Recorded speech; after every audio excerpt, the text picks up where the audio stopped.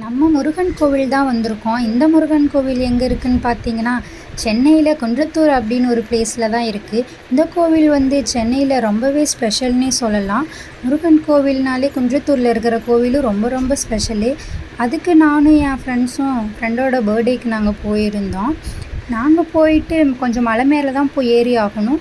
மேலே ஏறி போயிட்டு அங்கே வியூலாம் நல்லா இருந்துச்சுன்ட்டு சுற்றி பார்த்துட்டு, அதுக்கப்புறம் சரி நம்ம வந்து சாமியை பார்க்க தானேன்ட்டு சாமியை பார்க்க லைனில் நின்னா ரொம்பவே க்ரௌடாக இருக்குது. 1 ஹவருக்கு மேலே நின்று தான் நாங்களே சாமியை பார்த்தோம்.